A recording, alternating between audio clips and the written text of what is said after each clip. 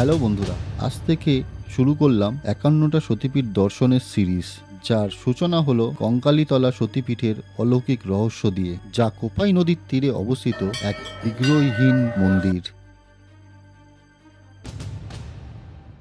দেবী সতীর অস্থি পড়ে সৃষ্টি হয়েছিল এই পবিত্র দেবীকুণ্ডের, আর এই কুণ্ডের নিচেই রয়েছে ৩টে সুড়ঙ্গ, আর এই মায়ের বেদির নিচেই রয়েছে ১০৮টি নরমুণ্ড।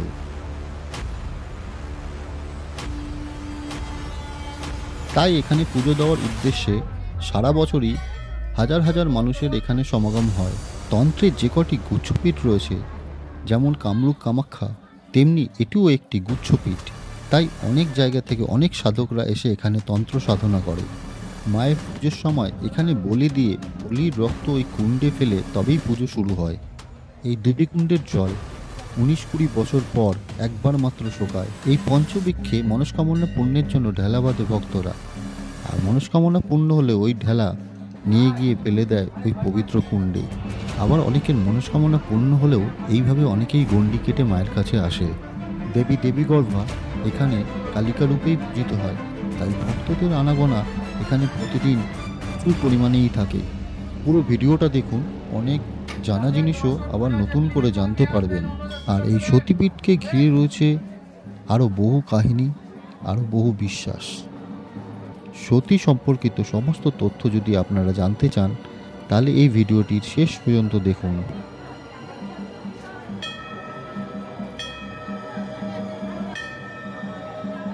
বোলপুর থেকে টোটো নিয়ে চলে আসতে পারেন কোপাই নদীর তীরে অবস্থিত সতীপীঠ কঙ্কালীতলায়, যা বোলপুর থেকে এর দূরত্ব মাত্র ৯ কিলোমিটার। আপনারা এখানে বাসে করেও আসতে পারেন, যার ভাড়া মাত্র ১৫ টাকা। এই প্রধান গেট দিয়ে ভিতরে প্রবেশ করার সাথে সাথেই দেখতে পাবেন দুধারে অনেক দোকান, যেখানে রয়েছে অনেক কসমেটিক্সের দোকান এবং ছোট ছোট অনেক হোটেল, যেখানে আপনারা আপনাদের দুপুরের খাওয়াও সেরে নিতে পারেন অনেক কম খরচে। আরেকটু এগিয়ে গেলেই দেখতে পাবেন এখানে পুজো দেওয়ার জন্য অনেক দোকান রয়েছে, আর আপনাদের বাজেট অনুযায়ী এখান থেকে আপনারা পুজো দেওয়ার ডালা নিয়ে নিতে পারেন।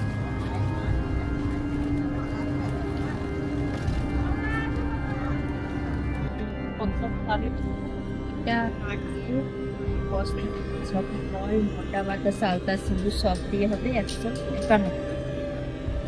আর এটা হবে ৫টা ফল, মোটা বাতাসা আলতা সিঁদুর ধূপকাঠি মোমবাতি দিয়ে এটা হবে ১০১। এটা একই ১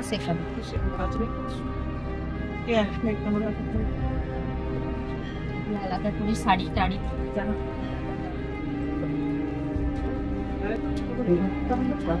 পড়াবো।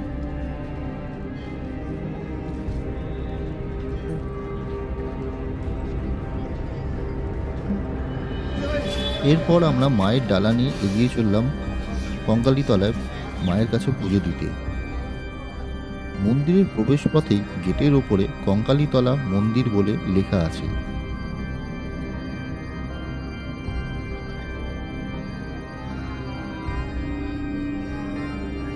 ধীরে ধীরে আমরা পৌঁছে গেলাম মন্দিরের প্রাঙ্গণে।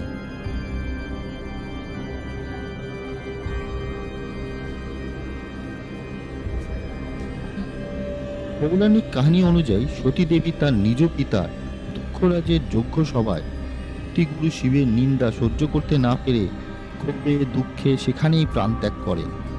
এরপর মহেশ্বর দক্ষরাজের যজ্ঞ পণ্ড করে দিয়ে সতী দেবীর নিষ্প্রাণ দেহকে কাঁধে নিয়ে প্রবল তাণ্ডব নৃত্য শুরু করেন। তখন সৃষ্টি রক্ষার্থে বিষ্ণু তার সুদর্শন চক্র দ্বারা সতীর দেহকে ৫১টি অংশে খণ্ডিত করে, আর সেই ৫১টি খণ্ড মর্তলোকে ৫১টি স্থানে পড়ে।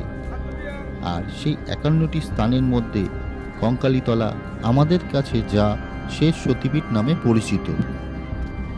অষ্টদশ শতাব্দীর শ্রেষ্ঠ বাঙালি কবি রায় গুণাকর ভরতচন্দ্র তার আনন্দ মঙ্গল কাব্যগ্রন্থে লিখেছিলেন, কাঞ্চি দেশে পড়িল কাকলি অভিরাম, দেবগর্ভ দেবতা ভৈরব রুরু নাম।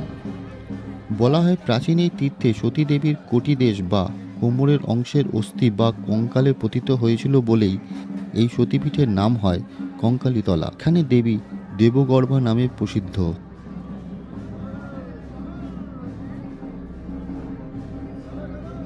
এখানে রক্ষক ভৈরব রূপে দেবাদিদেব মহেশ্বর বিরাজমান করেন।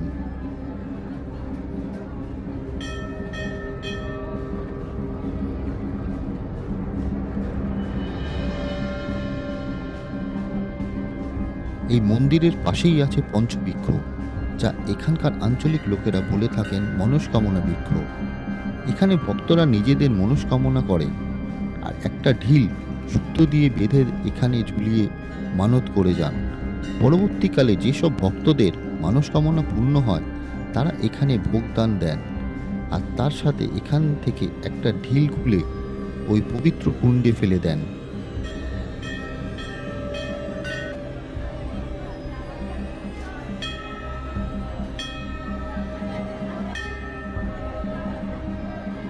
এখানে প্রতিদিনই প্রচুর ভক্তরা আসেন এবং পুজো দিয়ে যান।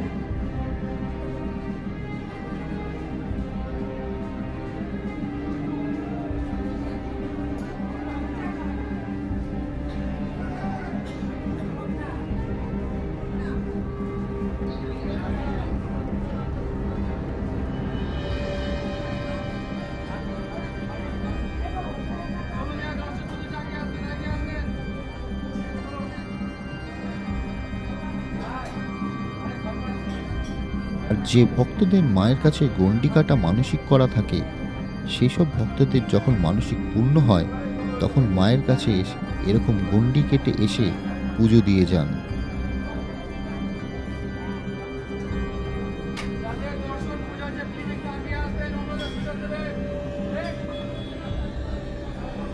এই কঙ্কালীতলায় দেবীর কোনো মূর্তি নেই।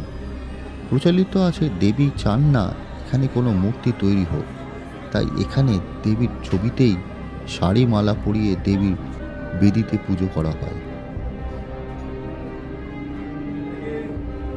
এখানে সেবায়কদের কাছ থেকে আমি জানতে পারি যে কয়েকবার এখানে মায়ের মূর্তিটি তৈরি করার চেষ্টা করা হয়েছিল, কিন্তু মায়ের মূর্তিটি কোমর পর্যন্ত তৈরি হওয়ার পরেই কোনো না কোনো কারণে যারা তৈরি করছেন তারা মারা যাচ্ছিলেন। সেই কারণে তারপর থেকে আর চেষ্টা করা হয়নি এখানে মায়ের মূর্তি তৈরি করার। কথিত আছে এই দেবীর বেদির নিচেই আছে 108টি নরমুণ্ড। এখানে দেবীকে আমিষ খাবার দেওয়া হয় না, ভোগে দেওয়া হয়ে থাকে লুচি, পায়েস, মিষ্টি ইত্যাদি।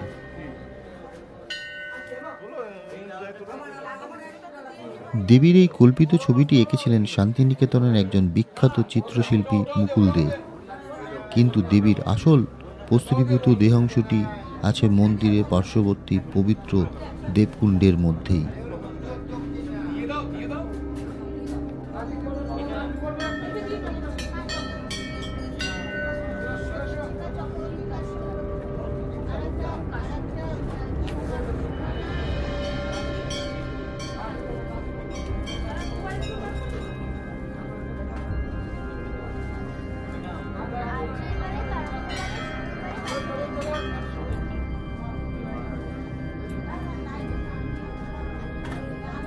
এই কঙ্কালীতলায় আগে কোনো মন্দির ছিল না, শুধুমাত্র এই জলাশয়টিই ছিল, যেটিকে পবিত্র কুণ্ড হিসেবে পুজো করা হয়। এখানকার আঞ্চলিক লোকেদের কাছে থেকে জানা যায় সমগ্র বীরভূমের জল গ্রীষ্মকালে শুকিয়ে গেলেও এই কুণ্ডের জল শুকায় না। সতীর দেহের কোটি দেশ বা কোমরের অংশটি এই পবিত্র কুণ্ডে অস্থিরীভূত অবস্থায় নিমজ্জিত আছে। ঐতিহাসিক রাখালদাস বন্দ্যোপাধ্যায়ের বাংলার ইতিহাস নামক গ্রন্থে উল্লেখ আছে, প্রথম মণিপালের রাজত্বকালে কাঞ্চির রাজা রাজেন্দ্র চোল অনেক রাজাকেই পরাজিত করেছিলেন। বলা হয় সেই সময় বীরভূমের এই জায়গাটি কাঞ্চির রাজার অধীনেই ছিল, আর কাঞ্চির রাজা ছিলেন শিবভক্ত। শোনা যায় কোপাই নদীর তীরে এই মন্দিরে নির্মাণ করে এখানে তিনিই শিবলিঙ্গ প্রতিষ্ঠান করেছিলেন, তাই এখানকার শিবলিঙ্গটিকে কাঞ্চির শিবলিঙ্গ নামেও পরিচিত।